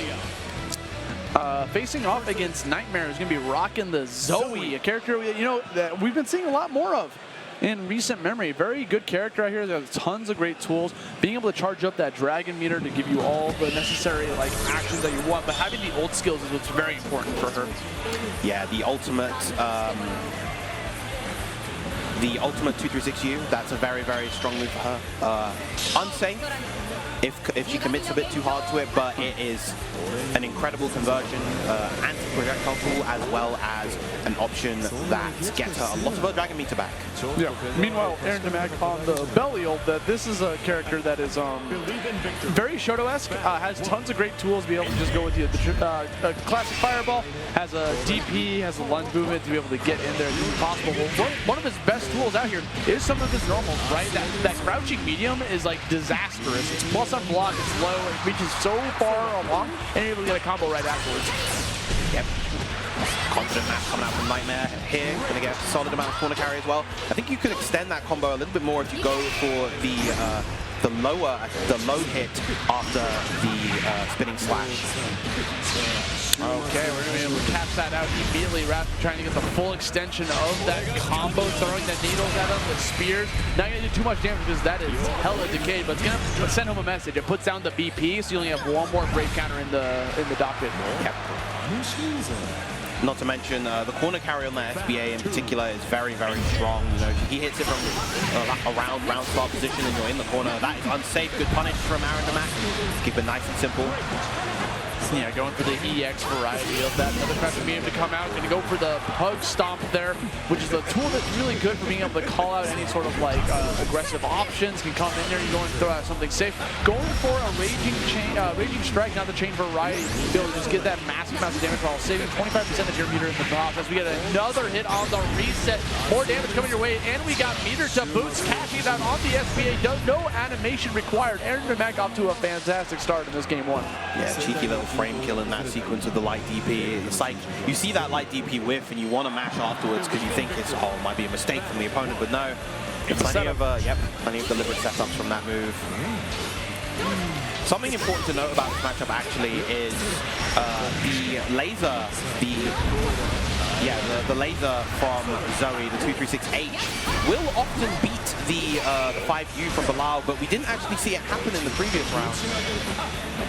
Yeah, I didn't really get an opportunity to get stuff set up there. I feel like Aarondamac is playing hella aggressive in this match. Is constantly on Nytmare's ass and just consistently applying block string pressure, doing tons of damage, and now we're seeing them right back here in the corner. Nytmare has all this meter, doesn't get the opportunity to spend any of it. Yep, dying with all of your resources intact is definitely not a particularly pleasant feeling, but Aarondamac just looking in prime form so far. Yeah, looking insanely strong. They're trying to walk up a little bit, hold these block strings a little longer. The Dragon coming out one more time. Aarondamac very aware of being able to react to it, just going for the spot dodge so it doesn't get stuck on top of you. And we got a little bit of Dragon meter left here in the docket for Nytmare. I'm gonna have to charge up for it eventually. Yeah, every time Zoe suffers a knockdown, she does lose a chunk of the Dragon meter as well. So this is gonna put her in a really bad position. Not only is this gonna be a combo into SBA most likely, yep, but she's also gonna likely be out of Dragon meter as well, stuck in the corner versus a character with a suffocating offense as Bilal. Definitely not the position you want to be in, but no, still a little bit of Dragon meter left as well. Oh, but that is unsafe. Yeah, that's very unsafe. But that's probably going to be a safe jab, actually. Yep.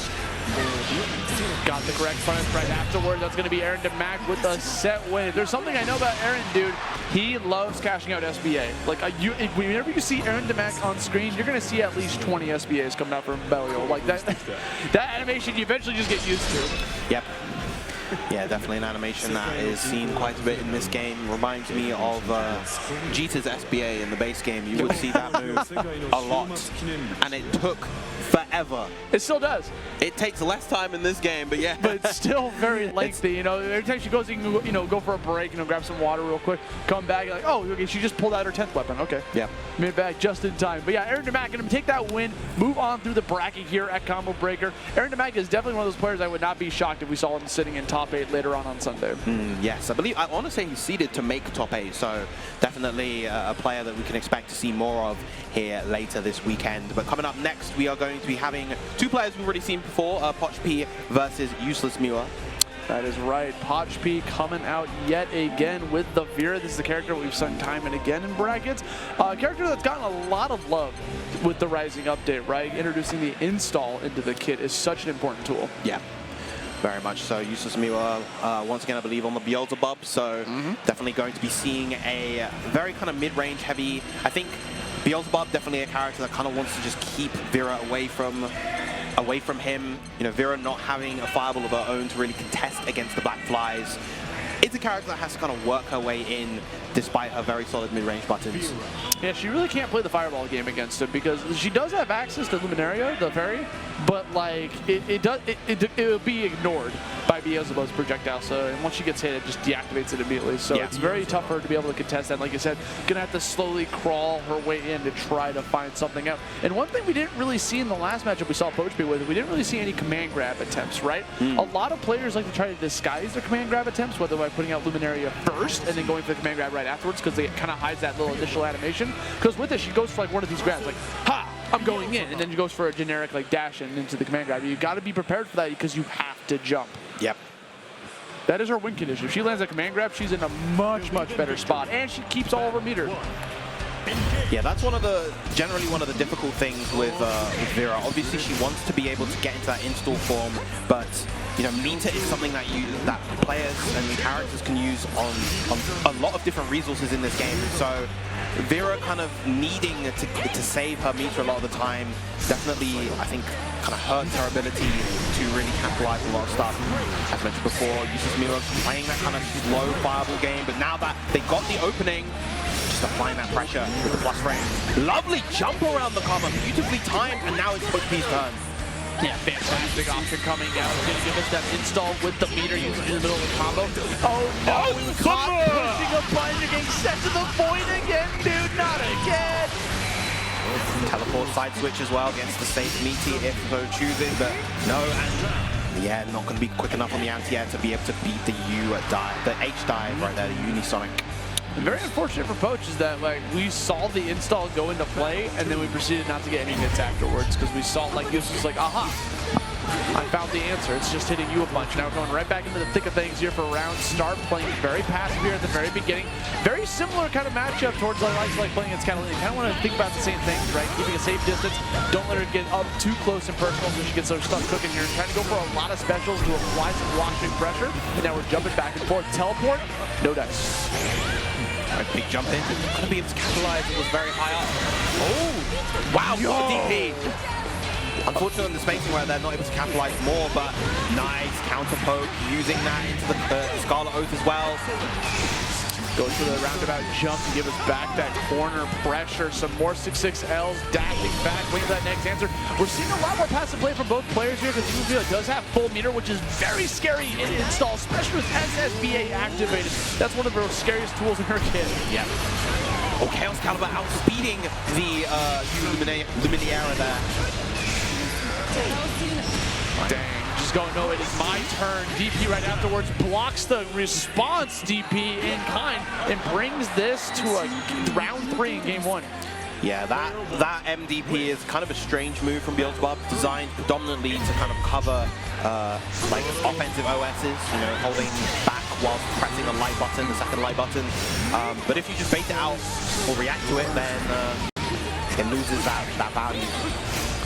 Trying to suction you in once again with the vacuum. We're very different from these far mediums because what happens when we manage to land that, we get a little bit of corner pressure, DPs through that, nice. Bizzle is one of those characters that's very scary to go for a crouching heavy on, so DP is definitely going to be one of those tools to be able to go for it. Lot install to be able to call you out. Can't get a confirm because you're a little bit too far away, but Luminary is going to call out your DP. Unfortunate right there. Nice jump away from the Anthem, going to get the punish, but not too big, just the far medium. You know what? At the end of the day, you made him waste all of his meters, so that could be still a win in their book. Pochp still got 3 BP here on the table. Might not be able to get a chance to cash it out. We don't have any more meters, so we can't go for the second raging chain from UselessMiwa. This is a very bad spot. We run in, we bait out the throw, and we go for the ultimate die. That's going to be UselessMiwa with a game 1 victory, this race to 2. Yeah, the versatility of that H-dive cannot be overstated. It has been a fantastic move since pretty much the game's inception. Obviously, the value of having a throw bait in this game very, very high, especially one that leads to full combos in the corner. Out of a dash too, like being able to just dash into that into like a skill that just does it automatically for you. Very important tool for a lot of characters in this game. We're gonna catch that low, catch it slipping here, gonna get Pochp that first initial aggression and has UselessMiwa's back against the corner. See how we're gonna be able to play through this. Going for a lot of far reaching, far mediums, right? Waiting for UselessMiwa to play a little bit more aggressive here, but not playing as passive as we previously saw from Pochp. Oh, gets the unblockable, sets up the max range. Black flies into the unblockable, uses the DP to beat out the SBA. That would have been a significant amount of damage too, because you were up close and personal. Baits out the Brave counter by leaving a little bit of a gap in that frame trap, allows him to be able to get a free hit. Can't get a gigantic conversion in the process. UselessMiwa going for a suction one more time. A DP coming out, 2-swinger, 1-2, calls out another Brave counter, and now UselessMiwa is at very low health. What a call out of the Chaos Caliber with the punishment, Brave punishment indeed. And Pochp taking the lead in the second game. That's the SBA I'm talking about, bro. Whenever she is in install and gets 100 meter, that is so scary, which is what makes the command grab so frightening, because if you get called out by them, now she has all the meter in the world. It's such a good tool for you being able to call out anyone pushing a button from almost full screen. Nice pickup from the H Unisonic as well, coming out from UselessMiwa. Okay, calls you backing up a little bit. Can't get a big combo follow-up afterwards. I'm just going to go for the simple dive kick to open you up, throwing out some more chip damage in the process. Jumps in with the ultimate variety to get a combo afterwards. That expenses a little bit of meter, but that's okay. We already got 100 meter right back in the docket, and we're able to cash that out with an SBA here at the end if we so choose. Yes, we're being able to bet it all here with the Super Skyride Art, but we're still alive. Pochp betting it all with their own DP as a response. We saw it happen once. We're going to see it happen a second time. UselessMiwa showing signs of life in this game. Yep, now on set point, but Pochp is definitely not backing down. They've been playing very, very well so far. Big counter on the 6-6H. Not close enough to the corner to be able to convert. Trying to Galga out the wing, a reversal. Calls out the reversal that far away as a small little punish. Again, wasn't the counter hit, so we're not going to be able to get like a big follow-up right afterwards. Point blank charge up projectile, calling out the passive block string of it, and another Ultimate Friday, another tool in Beelzebub's kit to be able to just call you out as a knowledge check from full stream. There's the Hamma again. Twice it has managed to land that unblockable. You gotta spot dodge that. If you're just holding block like that, that's exactly what UselessMiwa is gonna be looking out for. But speaking of being on the lookout for, we're trying to find an answer to get into the install. We didn't get the conversion after. We're just getting another hit that's not gonna come. We're seeing a lot of drop combos coming from Pochp. It might be costing them the sets. Yeah, that was so unfortunate. That was definitely, that 5 was definitely meant to be a 2U right there into a full combo. Good jump back, and again, the HU Sonic has the meter to create the Hammer, and the U Karma is going to take it. If you're not going to react and adapt with that spot dodge, I am going to capitalize, says UselessMiwa, and they will be advancing. I'm gonna keep throwing out scissors until you throw out rock. Yeah, I'm gonna keep throwing it out. That's what you gotta do. That was the 3rd time in a row we hit with the unblockable. Again, you see that coming, you gotta go for a spot dodge to beat that out. You don't really get a punish afterwards, but you make him waste 50 meter, which is very valuable in this game. Yeah, very much so, especially against a character like Beelzebub when you're playing at those longer ranges. You know, if he is forced to spend that meter, he doesn't have access to being able to get pickups with Chaos Caliber. He won't be able to anthem you in those defensive and offensive situations, and just overall he just has access to a lot less threat and damage if he doesn't have that meter available. Nonetheless, good stuff once again to UselessMiwa. We will be going on to our next set, juliocrivera versus Cactipus. Coolio names coming out here from the players, and again, seeing a lot of character variety in this pool has already been really exciting. I feel like we've seen like over half the cast at this point. Like, so many character representations happen in this pools. You know, a lot of these games, you know, you feel like a lot of players are just, okay, they want to play like these characters. You see a lot of this ones, that ones, but this has been quite the journey that we've saw so far in this first round of pools. Yep. Now, juliocrivera, I know from base game, was a Charlotta player, very, very solid. Often attended quite a few major events and came through with the Charlotta. Cactipus, we will have to wait and see. Yeah, Charlotta, one of those characters we have yet to see today. Very good character, wants to get in your face and just mix you up with all of her like tools in her kit, whether it's Noble Strategy, which allows her to be able to do 4 different mix-ups afterwards, or just going for the very, very quick jump that she has in her arsenal to be able to call out with like side swaps and stuff like that. Meanwhile, got Cactipus playing as Lowain, another new character to the stream today. Indeed, Lowain, full of his bag of tricks. Got the Charlotta, by comparison, a lot more kind of streamlined in the way that she wants to play.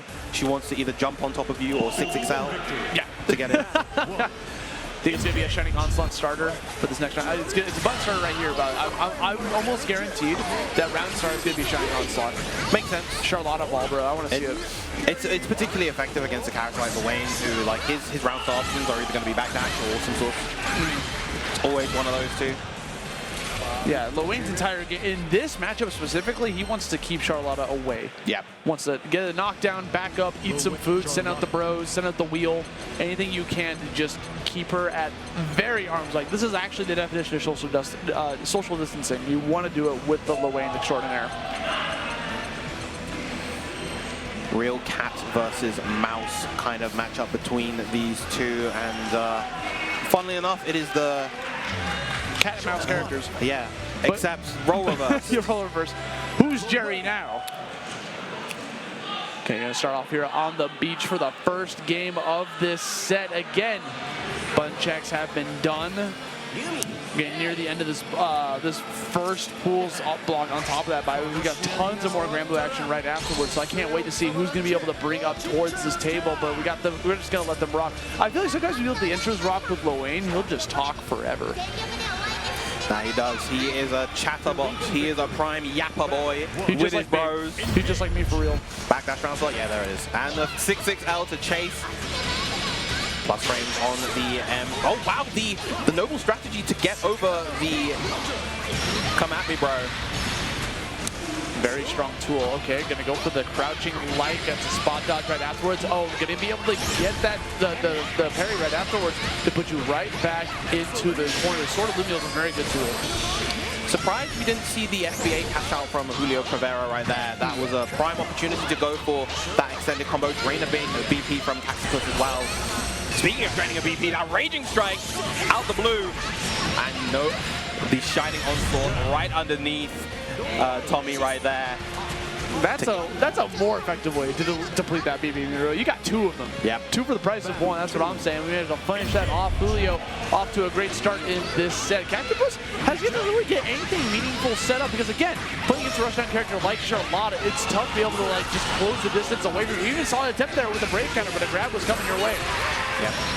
And that's kind of one of the, on Okizeme, that's one of the things that Charlotta can kind of mix up. She can vary the timing where she goes for that the light follow-up from the Noble Strategy, make it whiff deliberately to throw off your brave counter timing, or just get the blood frames as it is. Noble Strategy, Noble Strategy, gonna capitalize as much as possible. No, but still, yep, the Noble Strategy overhead. It's gonna take it. Quick first game for juliocrivera. At the very end, they're using the Noble Strategy one more time as a final mix-up, going for the overhead variety with purest bravery to be able to shut down that. Again, Cactipus going a little bit aggressive this time around, just trying to mix it up there. Gets a crouching light, but not really any conversion afterwards, unfortunately. So we're just gonna stay stuck here in this corner. This is like Lowain's worst spot to be in. Yeah. Definitely especially against it full meter Charlotta, that should be the end of the round. No, not going for FBA, that was wrong. That was the wrong decision. I'm sorry, that was just the wrong decision, because now you've given Cactipus an opportunity to make the comeback. Start! Here comes Iggy with the Mario Party Gaming, the jump. And look how much damage juliocrivera has taken, a BP drain as well. How come the bros? Gotta watch out for the potential chip point. Good tech on the throw, but the 6XL. But look how much life juliocrivera ended up losing because they didn't just cash out to SBA at the end. Sometimes you just don't feel it in your blood. You're just like, you know what? I'm gonna go for the answer that gives me the setup, even though I can just kill. Like I want the setup afterwards, you know? Like you're thinking too much about the Oki. Yeah. Okay, so to give juliocrivera the benefit of the doubt, that Noble Strategy, the H Noble Strategy may have been a misinput. Oh, but there comes the command grab with sweetest skills, but misses the follow-up. And some more crouching lights. Again, one thing I would love to see from Cactipus is anytime we see that crouching light confirmed, we just go for a Raging Strike, because that's how you escape the corner. Yeah. Simple Raging Strike or the confirm into Awesome Source, but that is going to be enough to seal the set. juliocrivera advancing in the pool. With the Charlotta extraordinaire. Pretty dominating set there. We didn't really get to see the Lowain Cactipus make too much of a game plan there. We did see the mini game come out, the Iggy coming out in fruition, but like other than that, like I didn't see one thing get eaten. It gets Charlotta, it's hard, right? To be able to create that distance and be able to eat some food, be able to set up some traps with the bros. We didn't really see I barely saw the bros. I'm gonna be real. I didn't really get to see them. The bros they had a bit too much to drink. Previous night they were a bit hungover, so they didn't come up. They didn't come through to roll with Lowain, and you know, he suffered for it. Bro, I thought they were better than that, man. That is a crushing defeat. Imagine being Lowain and being like, ha! Where you at? Well, where'd you go? We got one more set here, guys. It's going to be Too Easy coming back up to bat here, facing off against Klimax. Now, Too Easy, very strong player out here. He was originally a Nier, has since swapped over to 2B, and has both of those characters in their docket, depending on what matchup or how they're feeling today. So, very strong contender. Yep. Too Easy was another base game player. Guess who they played in base game? You know what? I don't know. I'm gonna go with Vegeta. They played Charlotta. I was close. D is close to C. If you spell CD, the D is right after. So it's close. Anyway, yeah, Nia and 2B completely different characters. That's kind of what I was trying to get at. But his opponent, Klimax, locking in the Anila on that color 22, the GBVS red. Oh, the Battle Pass color. Big fan of that one. But yeah, with the Too Easy, has tons of tournament results underneath their belt, right? Getting top 8 at Level Up Expo, third place at Genesis X over in Cali, traveling all the way here from Monroe, Washington. So has definitely committed to this trip to be able to compete at this Granblue tournament today. But we're going to see if he's going to be able to make it out of round 1 of pools here with this set. Locking in with the fish weapon. Oh, dude, I hate it. I'm fine What's wrong with the fish weapon, dude, bro? It's so big. It's so big. It's obnoxiously huge. I'm fine with every other fish weapon. I think they're good fun. This one is obscene. You can't see anything. Brother, let people overcompensate, man. You know what I'm saying? We're going to jump into this first round. That is a big fish. You are right. I don't think she needs to overcompensate for anything. She is doing just fine. As many fans will probably attest. Yeah, Aarondamac fans coming out with abundance here. Now, Too Easy, seeing this 2B character, we saw this character prior, right? Yeah, but, we saw this same matchup at the very start of our block, and now to close out the block, we're getting 2B versus Untitled once again. Everything comes right back around here. So going right back into the round with these block string pressures. Again, something that 2B can do really well is being able to just loop that out. We saw that parry come out. Yeah, lovely spot dodge. Of course, the parry was in anticipation for a 6-6L, but the spot dodge able to avoid the follow-up after the 5U. Gets the frame trap right there, and a strong first round for Klimax. That was 3 dash lights there at the end, just to open you up. Like, you're not going to push a button. You're not going to push a button because that's that was the meta game in the very beginning. Yeah. Was a 6-6P into am I going to swing or not? Because I'm plus. There's grapple plus frames on that. DP's right through. Doesn't want to deal with any of that plus frames on the M Flock of the Future as well. Big anti-air coming out from Too Easy. Very tempting to go for a jump as an Anila main because of having access to that command jump on top of that. But if they're on the lookout for it, they're going to capture that gigantic crouching heavy that's access to 2B. Raging Strike, but didn't have the meter to convert it into a chain. Yeah, and I understand the decision right there to go for Raging Strike as well because didn't want to spend skill that doesn't regenerate very fast on the grapple right there. So wanted the Raging Chain extension. Obviously, as you said, didn't have the meter. Oh, not going to get killed just there. Big close, big 2L right there. Not going to convert any further. And the throw on defense. Unfortunate for Klimax not hitting that meter threshold when they would have wanted to. Yeah, that would have been crucial for them too. But now we got to deal with another round here in game number 1. Too Easy coming right back with the fish. Monger extraordinaire. And this is what's going to be kind of tough, right? Whenever you're playing from that long-range game, those sheep are really good at being able to help the Klimax close that distance, be able to dash in and do whatever she wants. Because whenever you see Anila dashing at you, you got to have that 6-6H in the back of your mind. You know, it could come out, and if you get counter hit, you're dead. Big jump coming out from Klimax right there. Doesn't quite get the punish on the wire, however. Nice use of the parry to avoid the Brave counter. You will take that drain on the BP. Tries to go for a frame trap there, goes for the side swap as well. Nice delay to beat out the BC attempt. Gonna catch out with the SBA. Watch your BP. Definitely catch Too Easy, sweating a little bit here, trying to force out that 2. Brave counter can only do it one more time, take 20% additional damage on process. Speaking of, Klimax is going to use it to take back their turn. Air to air, can't convert off of it. That would have been the game. Now we're going into another opportunity for Too Easy. Go for Brave counter. Klimax responding right back in kind. Only one more BP. It goes for the DP to be able to call out that jump from Too Easy to shut down any sort of momentum that Too Easy was trying to mount there. Yep, I love the reaction right there, going for the DP. We're going back to the character select screen. We may see, no, still keeping with the 2B. Okay, for a second there, I thought maybe we might swap over to the Nier back because that was a character in Too Easy's kit. But we're swapping weapons, getting rid of the fish, recognizing the fish is not that good of a weapon. Got to bring out the actual swords this time around. Yep. 2B. Okay, gonna load it here into game number 2. You know there's a lot here on the line. The winner of this is going to be able to move on towards that pools. Pools number 2 is, you make it out of the first round of pools, there's a second right after, dude. Battle 1. Yeah, that's where some of the real battles, some of the real tests begin for some of our players. Big 2H, not going to be counted unfortunately, going to get the punish instead. Keep the combo nice and simple, and that's kind of one of the drawbacks of 2B. In this game, her damage output, actually, relatively speaking, isn't super high, so she actually does have to get quite a lot of hits to open you up and eventually get the KO, but she is so good at playing that pressure game, gets the opening with the JH, but Klimax for the time to BC. That throw bait was very important for them. Couldn't get too much of a conversion because we had the Brave counter ready to rock. There are 2 6-6Hs to be able to get the Yoki. Another Brave counter just to try to guarantee a corner carry, but doesn't matter because Too Easy is going to go for the simple cross-up jump, hit you with the swing. Very, very nice from Too Easy. Could potentially be the start of their comeback here in this set. That was looking very, very comfortable throughout. Oh, big jump. Try a huge jump coming your way. Gonna give you that cross up as well as a little bit of damage afterwards. And we got corner carry. This is big.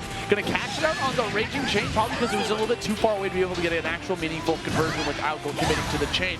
And now you're stuck here in the corner, less than half health. Gonna have to spend one of your own valuable BPs, but we got the tables turned right on you with that grab.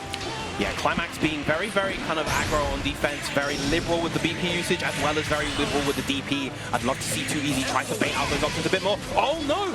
Gets a hits combo limit right there, and Klimax actually not recognizing wasting the BP in a potential punish situation. Could have potentially got the KO right there, but it's going to get it right here instead with the back throw, the Terry Rising tackle. That was conditioning from the very beginning of the set. We saw the 6 XPs coming out in a row again from Klimax. Instead of coming to a third one, we ended up following up the second one, calling out 2Easy's challenge and closing out that round. And now Klimax on the verge of being able to take this set because we got some huge momentum here shift in the corner. Another 6 XP, we've got end up mixing it up yet again, adding layers to it, throwing a grab this time around.